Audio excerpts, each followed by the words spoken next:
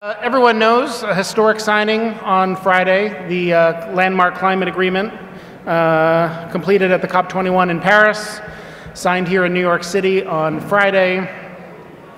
And we're going to have a conversation now about what happened, what it means, and what the outlook is for international climate agreements and international climate cooperation. And I really can't imagine a better panel to help us understand that than the group of people that are here today, many of whom are architects of some of the most important international climate agreements that we've seen. If folks want to continue conversations and you can take them outside, that's fine, but I'd ask that you please take your seats to be respectful of the panelists who are here now. To moderate that conversation, we're going to turn to David Sandalow, Inaugural Fellow at the Center on Global Energy Policy, former Undersecretary of Energy, Assistant Secretary of State. Prior to government service, also served as a Senior Fellow at the Brookings Institution, and has been a partner for me, a friend for many years, and a partner for me in helping to build the Center on Global Energy Policy from almost its first day and from its inauguration.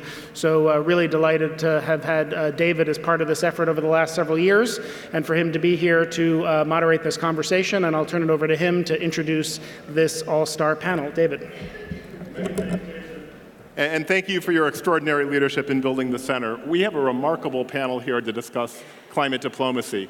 Let me just introduce them briefly. Sitting to my immediate right is Bill Reilly, who served, he currently is a senior advisor to TPG Capital. He served as the administrator of the Environmental Protection Agency for George H.W. Bush, and in that capacity led the U.S. delegation to the Rio Earth Summit, where the United Nations Framework Convention on Climate Change was adopted.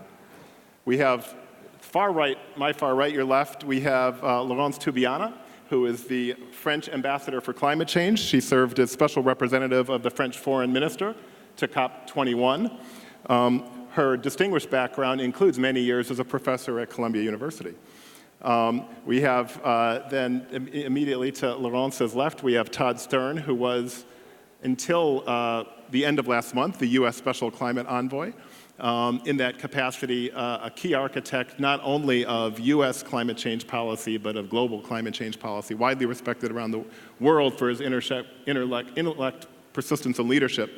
And then we have Ambassador Carlos Pascual, currently the Senior Vice President for Global Energy at IHS. Before that, was the Special Envoy and Coordinator for International Energy Affairs at the U.S. Department of State. In my experience, I know almost no one who knows more about energy and climate and how they interrelate than Carlos. So we're just incredibly fortunate to have this panel here. Let me start with Bill Reilly. Bill, not to make you feel old, but most of the students in this room were not born at the time of the Rio Earth Summit. Could you tell us what happened there? Well, I think the most notable thing relative to our subject today was the agreement on the Convention on Climate Change, which had been a matter of great and sustained attention on the part of governments, certainly of the George H.W. Bush White House, where it was a somewhat divisive question. We had a chief of staff, budget director, and a vice president, all of whom were opposed to entering into it. But we did work out finally an agreement that to the United States represented a moral commitment without a legally binding obligation to return greenhouse gases to the 1990 level by the end of the decade. In the event, we were the first, President Bush was the first leader of a developed country to propose and to achieve ratification in the Congress. What great days they were. The convention is the basis for the protocols, the Kyoto Protocol and the others, and the conferences of the parties that followed. Bill, what was the international diplomacy and politics around the Rio Earth Summit? What were the issues that you were negotiating back then? We were negotiating several. One on biodiversity, the Biodiversity Convention, which the United States decided not to engage in, largely out of fear of intellectual property controls, and our own pharmaceutical and chemical industries were opposed.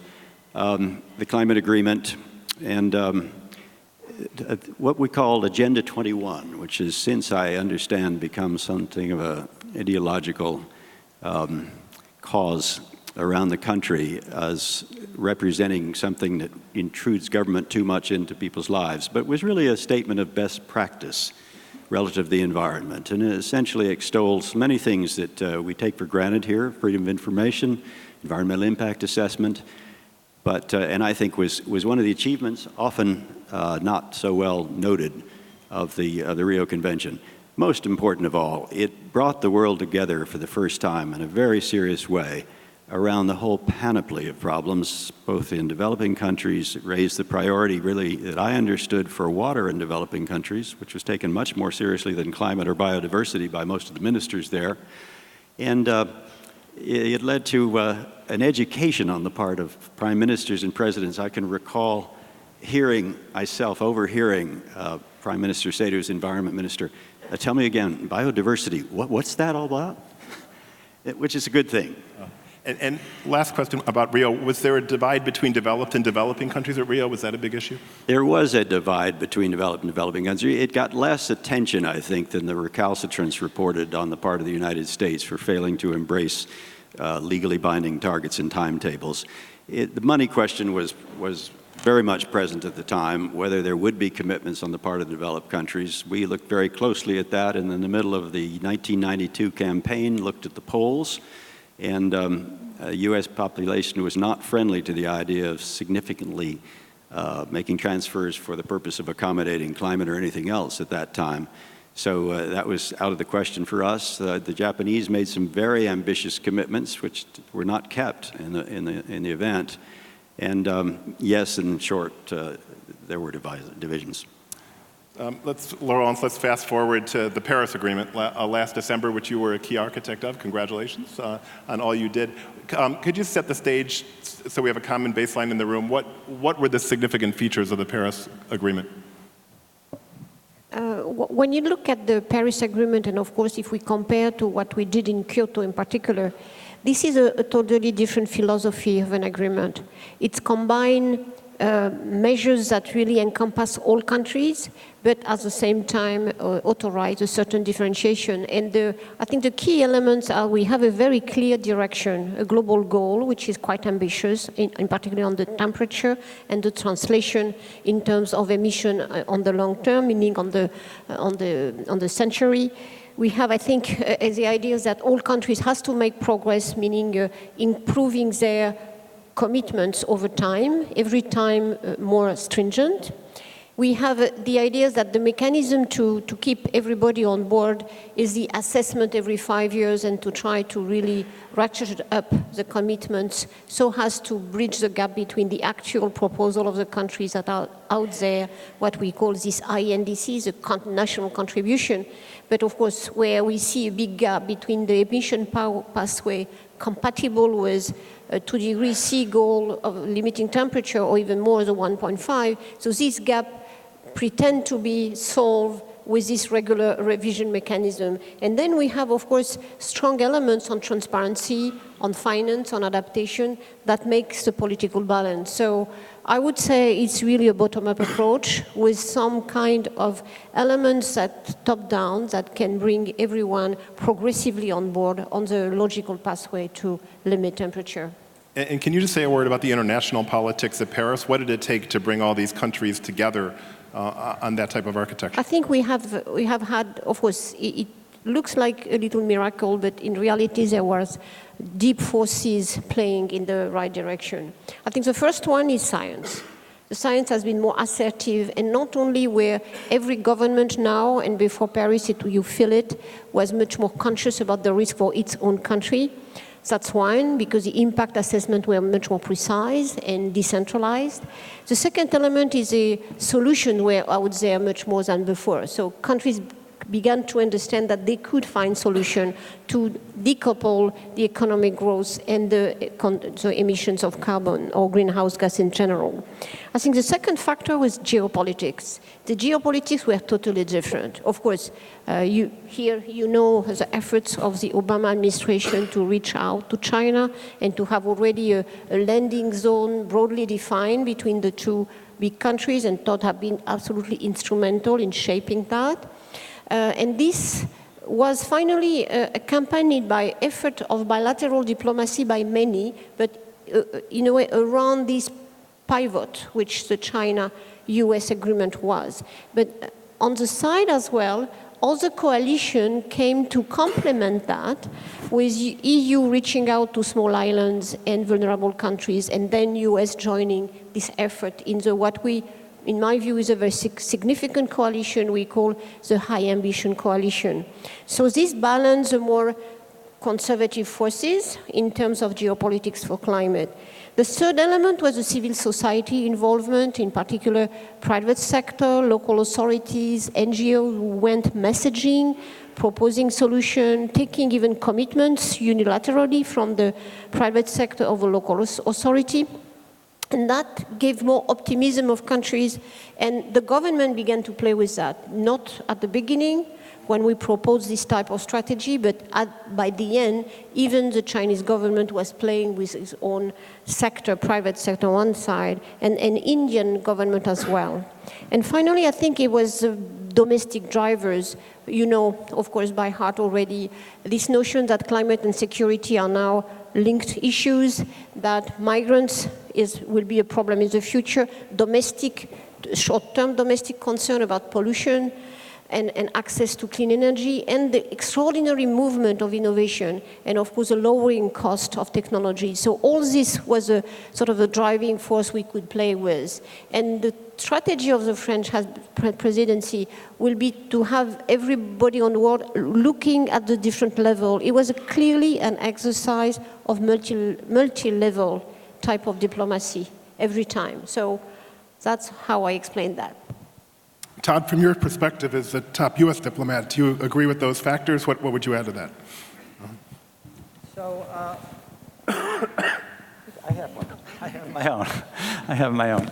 I agree with a lot of what Laurence said. I would make sort of one preliminary comment and then add some thoughts about kind of the underlying factors that got us there. But even recognizing all of these, the various factors that Laurence talked about and that I'll talk about also, nobody should have the idea that it felt at any time until very late in the day in Paris that this was in the bag. I think there was certainly a sense that there was real chance to get there, but this was, it is sort of part and parcel of the way the climate summits go. It was pretty hairy all the way down till, the last couple of days. Having said that, look, I think that there's, I think about this in terms of a few factors. I think that there was, generally speaking, a greater readiness among countries generally to arrive at an agreement this time. I think that's partly driven by the increasing level of concern that countries had, many countries around the world, not everybody. And I think also a sense that if the UNFCCC tried and failed, that as it was seen to have done, sometimes not entirely correctly seen to have done, but seen to have done in the past, and sometimes actually did in the past, I think that it would have in fact been a very difficult thing for the UNFCCC to maintain its station as the preeminent place to manage this problem. And I think countries, that there was some understanding or some concern about the notion that we couldn't afford to fail here. I think, so that's one thing. I think that there's, I think that there were ideas, a conceptual approach to this agreement that made it possible. I mean, we came at this from the point of view of the US, very much from the point of view that we wanted to get a strong and ambitious agreement, but also an agreement that could work consistent with both domestic politics and international politics. And so there were ideas, some of them were ours, some of them were others, but that became quite important. The nationally determined commitment or contribution structure where countries put forward programs, targets that they had developed themselves, rather than what happened in Kyoto way back when there was an actual negotiation over targets and timetables.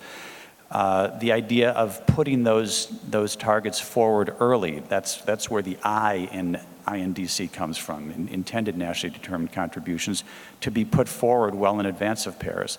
And that was an idea actually that we had proposed in order to try to put pressure on countries, in effect, to do their best, because it's not any kind of pressure other than the pressure of sunlight, when you're out in the open rather than having targets slipped under the door in Paris at the 11th hour. The legal structure is very important. The legal forum, there was historically, and all the way into Paris, a deep, deep devotion to the notion that this agreement had to be legally binding in every aspect. We were deeply convinced that was a road to nowhere, that we would not be able to get an agreement with everybody on similar footing if we did that. And so it was actually New Zealand some time ago put forward a proposal for essentially a legal hybrid. We thought that was a good idea, and we and others pushed that, but I think that was also a sort of conceptual element that made this agreement possible. Laurence mentioned some of the other elements of transparency and finance and so forth. I think to some extent, if I had to pick one element out of this agreement that is really critical, it's the notion of the essentially 5-year cycles that keep ratcheting this thing forward. So every 5 years, starting in 2018, there will be a global stock take to measure how we're doing against the quite strong goals that we agreed to. And then starting in 2020, every 5 years, countries coming forward either with new targets or reevaluating the target that they're in the middle of to see whether they can ratchet it up. So I think all of those things, conceptually, it was an agreement that could be reached. I'll just take very briefly, there were country elements that were quite critical. I won't go into a long dissertation right now, but the US-China diplomacy was enormously important. I think that both Secretary Kerry and President Obama were engaged heavily with other big China, of course, but also big players like India, Brazil, South Africa, and others. And then I would finally say that the French presidency had an enormous role in this and was outstanding, led by Foreign Minister Fabius and by Laurence. These things are really tough. You have no preparation for it because nobody is an experienced president of the COP when they get the role. And I think that the French really had, with the great challenge of dealing with so many different countries with so many different perspectives, and putting across a new architecture, again and I should have said before, with differentiation. Not backward-looking to 1992 categories, but forward-looking to a differentiation based on real capacities of countries. So this was a huge, tall order. I think the French really had a kind of true north on getting an ambitious agreement and an agreement with the cycles built in that was going to last and that was going to give enough to everybody to get them engaged, but with ambition as the lodestar. So that's what I would say, David. Just ask about one piece which I think neither of you mentioned, which is the 1.5 degree C goal or 2.7 F goal to keep temperatures from rising. I think that caught some people by surprise. Any comments about the importance of that substantively or its role in the negotiations? Well, my first comment is that it's and this is actually important. It's not the goal. The goal is well below 2 degrees. And I forget the exact, you might remember the language, Laurence, but it's basically with efforts essentially to do our best to try to progress toward 1.5. It wasn't per se a 1.5 degree goal, which I think wouldn't have been doable. But I think the fact that countries, including us, that's not anything that we'd ever agreed to before, were prepared to put that on the table, at least as part of the equation, was hugely important to the islands and least developed countries, and it's important in the light of how serious the science is. So well below 2, which is already hugely, hugely ambitious challenge, is embedded as the goal now with, you can forgive me, I forget the exact language, but with some kind of best efforts to get to 1.5. I think the important element was to get very difficult to get political balance all over the agreement. Of course, you have this core discussion between emerging countries and the developed countries, which form already sort of a bargain. But then you then let aside the less developed countries and the small islands. And that was not our intention. We knew that if we can get a coalition of these countries, which have basically moral authorities, they don't have any power, they don't have any economic weight, together with a number of progressive countries on the developing countryside, and even now, even in the emerging country, you see, of course, not only China, but Brazil, for example, others wanting to go forward. And this coalition was very important to get a more ambitious agreement. If not, we'll not have the global goals, the ideas that we have to net zero emission by the end of the century. All this was about a particular balance of politics that you have to put the 1.5 as a really a signal to them that they were part of the game totally. Carlos, you're now advising members of the business community about energy and climate issues. What do you hear about the Paris Agreement? I think, first of all, there's a credibility that this agreement is going to make a difference. And a great deal of credit goes to the two of you and the work that you did as part of that. Two big factors behind that. The first is that countries are taking action. And that action, as both Todd and Laurence said, gets renewed every 5 years. And so there's a perspective that the market is going to change and that countries will be setting policy differently and investors will be acting differently, and this will create new market opportunities. And so from that perspective, the action itself and the perspective of its continuation is creating a different attitude in the investment community of energy developers and the financing community, that there's an opportunity here to be developed. I think the second thing is that it's not just what's changed in policy and politics, but it's happening at a point in time when there are rapidly declining costs in technology and a revolution in information technology. And so those three things together, the big data, the technology, the politics, and the policy together are having a massive impact on the way businesses view these areas. At CERAWeek this year, a conference that IHS sponsors every year, one of the leading global energy companies made this point that it's at a point in time, technology started giving us possibilities of what we did. But when you combine that now with the political environment and what big data is enforcing on efficiency, you have to do these things to compete. And if you don't compete, you can't make money. And so that's starting to create a virtuous cycle. And the argument goes that if you can combine that now with pricing carbon, that you then have a political factor which is driving the politics to change. You have the competitive factors, the big data factors, the declining technology costs that are making this more attractive. And if you then start to price carbon in a way where the market is really reinforcing that, then you get this virtuous cycle that can actually make this succeed. Bill, you're an investor. Do you see the Paris Agreement affecting capital flows?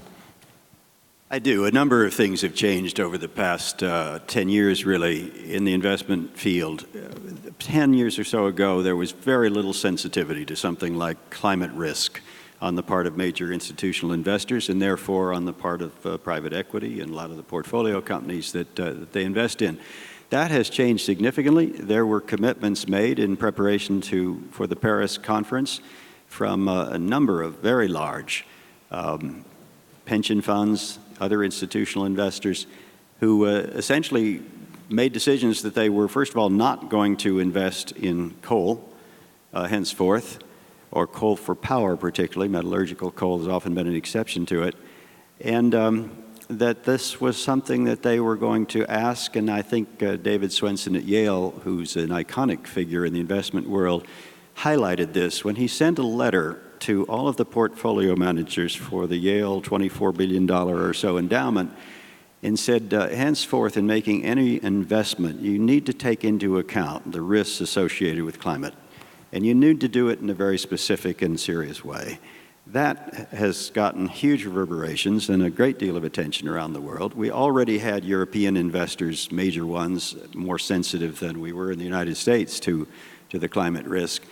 then added to the very substantial commitments that were made by SocGen and a whole range of banks, Bill Gates and others, Zuckerberg in Paris, really reinforced the sense that if you want to be on the right side of history, not just morally, but economically, you're going to take Paris and its commitments seriously. Laurence is sitting at the far end because unfortunately she will need to leave before the end of the session to get a flight. And we'd like you to stay as long as you can, but we don't want you to miss your flight, Laurence. But I want to bring you in before you need to go on the question of next steps under the Paris Agreement. A number of issues were left for further negotiation as part of Paris. Where do you see this process going? What are the key features that people should be looking for going forward? Thank you. Before responding to your very precise question, I would like to build on Bill. The strategy, all the strategy of the Paris Agreement was built on the theory of rational expectation. So we have to change the expectation to get this implemented. So this implies that you have to work at the different levels. That's why we launched this FSB task force before Paris through the G20. That's why we push the multilateral development banks to make announcements on how they would change the portfolio. So this idea that you have to move all the elements in the climate regime and not only in the negotiation itself is, has been, is, and will be a key factor. So the next steps are, of course, what we have to finalize of the rule book of the Paris Agreement. But it is as important to keep going on all the other elements. Of course, Montreal Protocol, aviation, maritime, transport, but investment, leverage of public finance on private finance, having the regulation in place, everything has to move to the same place, in the same movement, because it has been this interaction that government finally were 2 years before, they were concerned about decarbonization, for example, definition, or even low carbon. And all the messaging was coming from the NGOs, the private sector, others, was this low carbon economy is the future. So you better go in that direction because it is the future. This worked, but it has to be maintained. So we have to have not only the minority of investors, which is actually the case, decarbonizing their portfolio, but a massive movement. And we are quite far from the threshold, the significant threshold for the moment. So the next step are basically keeping this strategy on all these pillars, and then of course on the next few months and few years, because it will take at least 2 years to finalize the rule book on transparency in particular, and on the way we count and we evaluate the INDCs and the content of the contribution. We'll have as well to put in place the first very important element that Todd mentioned and that Carlos mentioned as a very important element, that the assessment in 2018. So the next very, very important meeting point is 2018, where we do the first assessment, where, of course, we have to encourage countries to propose additional measures, and we have to see if we can finally do better than what is announced in Paris in terms of the INDC. So that, in my view, implementation at national levels, that's really the policy planning and environment, including, of course, encouraging this display of carbon pricing every time it's possible, but going beyond already showing that technology is doing better. On this particular point and before leaving, we, together with Bill Gates, we created very quickly, because it took us, I think, 6 or 7 months, to create this mission innovation, meaning the doubling of R&D, public funding, matching, in a way, the private sector investment in technology, in the zero carbon technology.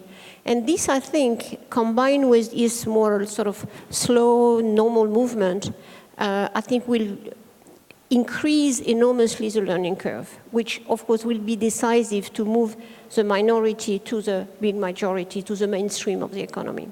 Let me just follow up on the first point you made there, that the Paris conference was more than just the Paris Agreement. That was the most important outcome, but it was quite remarkable. I mean, there were thousands of mayors, thousands of business people, thousands of civil society activists, tens of thousands.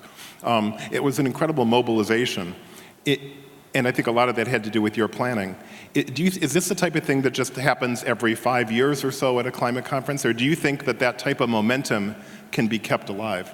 I think that's why in this discussion in the multilateral system, timetables are very important, because that's the way you can reconstruct the political momentum. That's why the global stocktake is important. In Marrakesh, for example, if everything goes well, it will be good to have the roadmap of government until 2018, but as well the roadmap of companies, of investors, of local authorities, to create this moment where you have this peer review, you reassess where you are, and you see that maybe we can be more optimistic about the future, because most of the scenarios that are the base of the contribution these days are really grounded on very conservative technology assumption, and I can tell you in detail who they are. We don't have time now. But so this is a way to reassess where do we stand, where the costs are, and where the market is pointing to. So that's why this moment, finally, as Todd said, is a key element of all this. Carlos, you wanted to come in? Yeah, no, I mean, one of the things I think to achieving that momentum is going to be achieving strategies that are commercially competitive and commercially viable.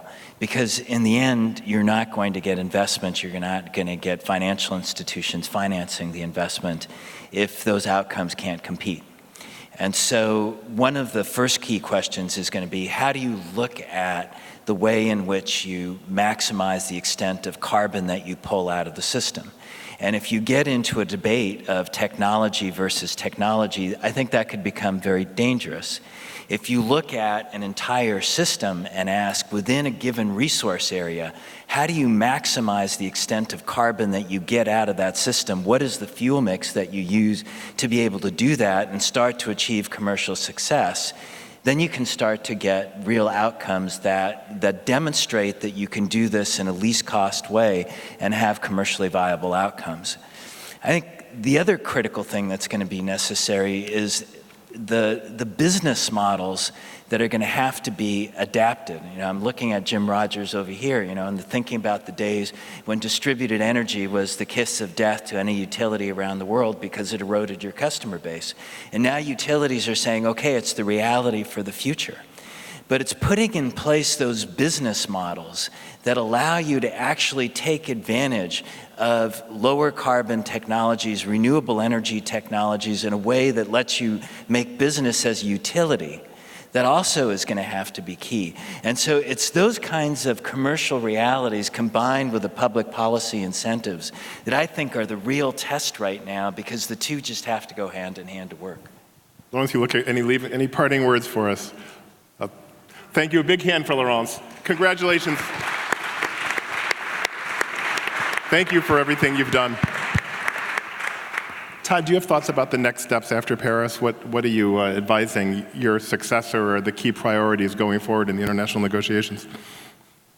Well, I would split the question up into two pieces, which essentially is what Laurence was doing. But there are a number of elements that need to be further elaborated from the Paris Agreement itself. So the most notable ones include detailed guidelines for how the transparency system will work, further guidance with respect to accounting for emissions, accounting for finance, and so forth. So those things are mostly not expected to be done this year. They'll get started this year, but they will probably most likely all come together and all come to a head at the same time in 2018.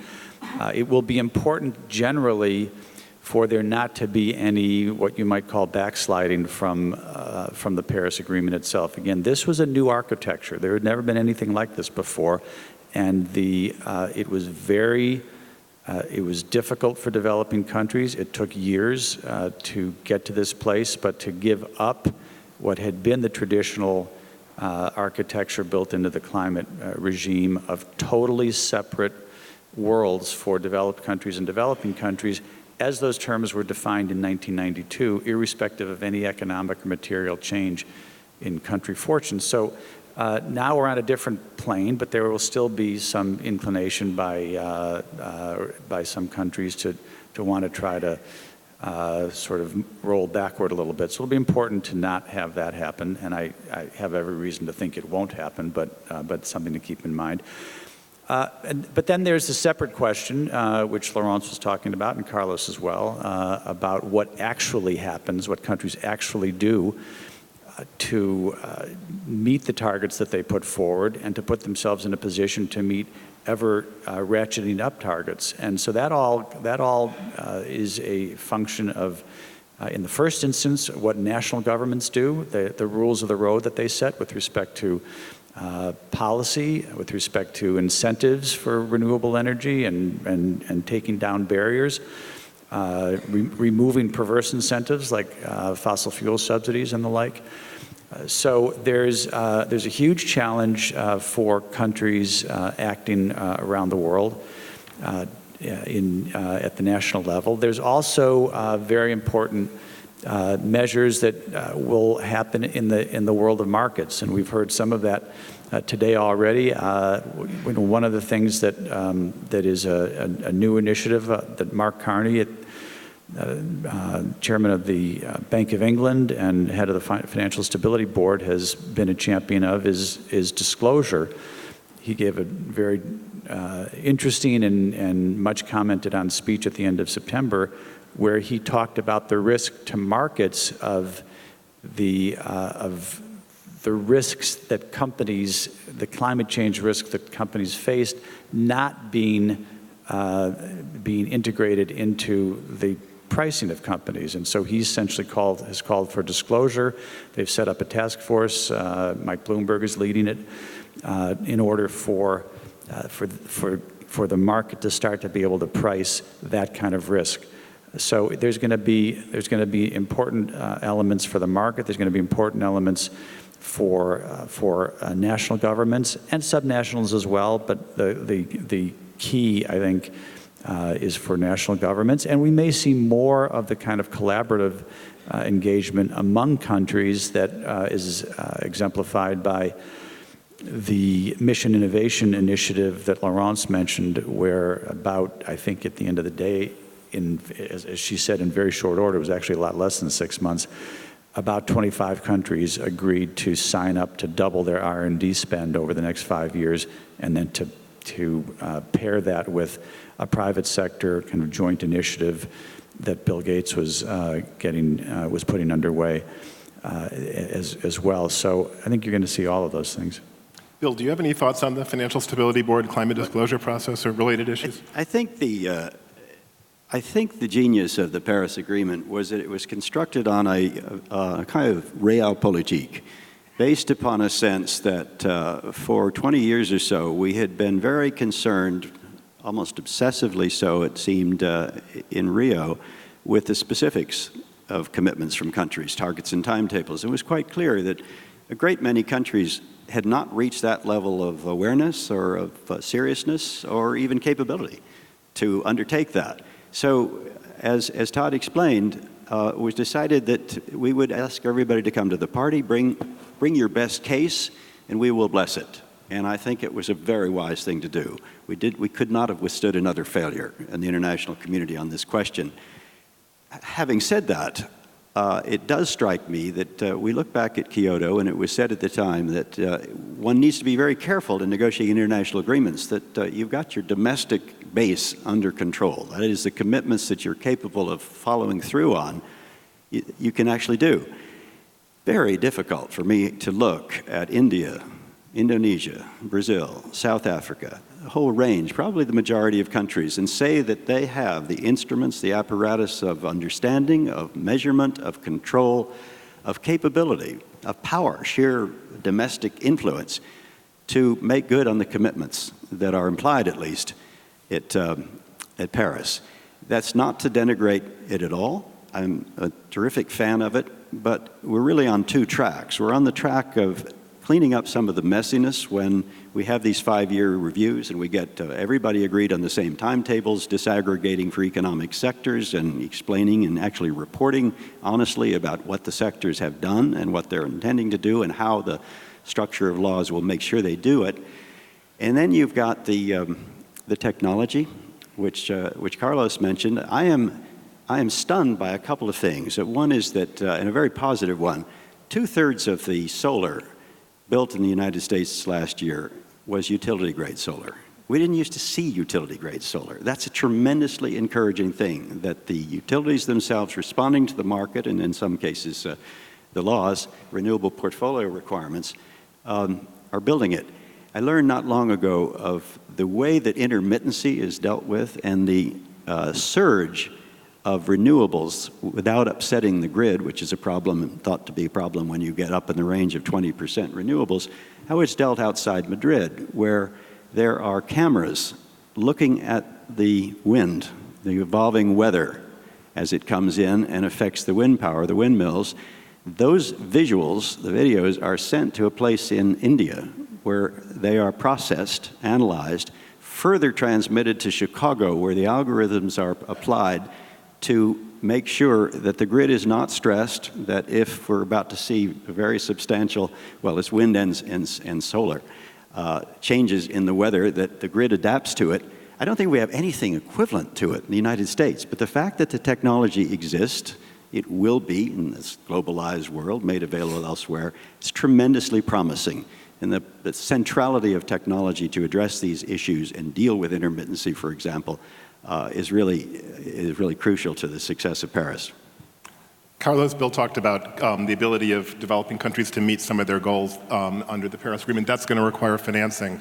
And you and Jason Bordoff wrote a very thoughtful piece about how to raise money for meeting the INDCs and their goals. Do you want to just say a word about that?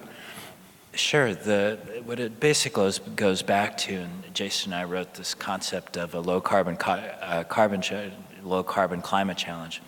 And it really comes back to the point of, let's just take a country like Indonesia. How do you convince an investor to be able to invest in geothermal instead of coal? What's it going to take? And in the end, it's going to be based on which project produces the best internal rate of return. And so in the end, you have to come back and ask yourself, what are the policy and market factors, from pricing of electricity to access to land rights to financing terms, that are going to make a difference between where those investments are going to go? And if you can't change that equation, you can't succeed. And if you can change it, then you have the potential to create a market-based mechanism to drive this process of implementation of the kinds of targets that countries are putting forward in their nationally determined contributions. And so what Jason and I were basically saying is that you have to bring these questions back to an individual national level and ask the practical question of what's going to change investment patterns. And there's no part of the world where this is more important right now than Southeast Asia. Because in the fuel mix in Southeast Asia, coal is projected over the next 20 to 30 years to go from just under 30% to 50%. And if you don't change the investment pattern in that part of the world, what we're doing in the rest of the world in terms of net carbon impact gets wiped out. And so this has become, I think, a very practical question we have to deal with on a case-by-case basis in individual countries to really understand what those investment trends are going to be. Todd, what's the ability of the United States to meet its commitments under the Paris Agreement? I think the ability of the United States is quite strong. The program that President Obama and the administration has put in place is actually incredibly ambitious and effective, given that we are doing this without much help from the Congress. Although some very important help, I should say, in December with the new investment tax credit extensions. But look, I think it's challenging. Our premise in selecting a goal, our goal is a 26 to 28% reduction below 2005 levels by 2025, and the idea was to make that reachable but hard. I mean, that was the whole point. I mean, if it was going to be in the bag, then there's no reason to do it. You're trying to push, not to a level that you've got no shot at, but to a level that's going to spur action. So I think that tremendous improvements have been made, really across a wide range of the economy by the president. The Clean Power rule is a little bit on pause owing to the Supreme Court, but I'm quite confident that that'll go forward. The transportation sector regulation has been outstanding, going back to rules from the first term, which was going to take our fleet from 27 to 54 miles a gallon. There's been huge things done at the Department of Energy, where you were, David, in the whole world of standards for energy efficiency. A very ambitious program of regulation involving non-CO2 factors like methane.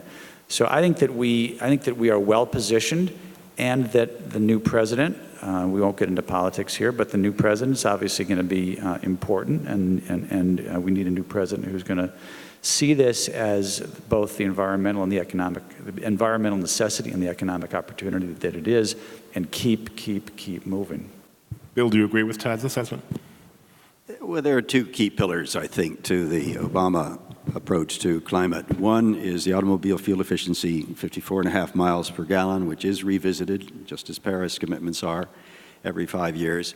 And the other is the Clean Power Rule. I think, to be realistic, you have to take into account that more than half the states have filed legal action against the Clean Power Rule, and it's in the Court of Appeals in Washington. One hopes, I certainly hope, I have co-signed with Bill Ruckelshaus, the first EPA administrator, an amicus brief prepared by Richard Lazarus and Jody Freeman of the Harvard Law School, saying that the kind of discretion exercised there is consistent with the way that both he and I administered the Clean Air Act during our times.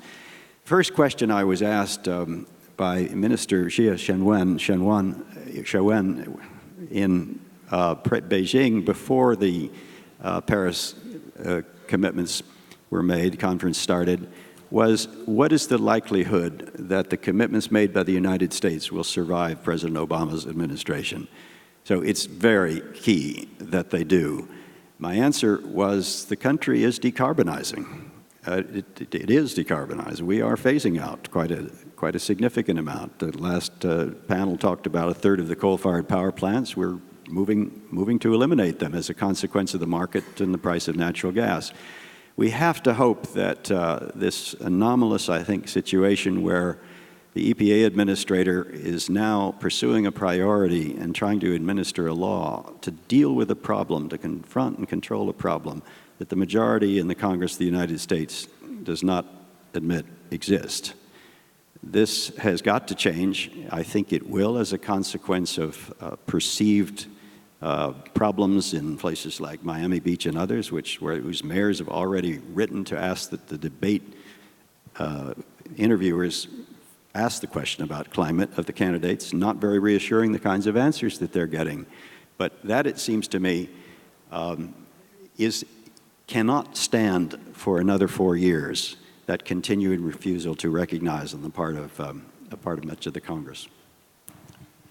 I'd like to close by noting that this is Todd Stern's last public appearance as a U.S. government official. Todd stepped down as Special Climate Envoy a couple weeks ago, but he remained a U.S. government employee for a transition. But I think you're cleaning out your office and you're turning in your card on Friday, as I understand it, Todd. I am, but I'll be speaking in a couple of weeks as a former government official. Right. Well, this is your last one as a public official. So we got the last lame duck presentation. Now it's going to get pretty explicit, probably. I don't know anybody who combines grand strategic vision and attention to detail more than Todd. Somebody who can look for decades ahead and think about the way the world's going to turn and then say, no, a comma belongs right there. Wonderful patience. And wonderful patience. Todd, we are enormously in your debt for 7 years of public service working on this. Let's give Todd Stern a big hand.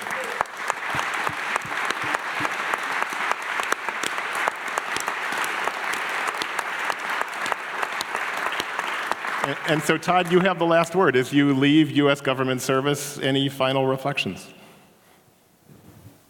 Well, it's the best job I've ever had. It was an enormous privilege to be able to work under people like the President and Secretary Clinton and Secretary Kerry.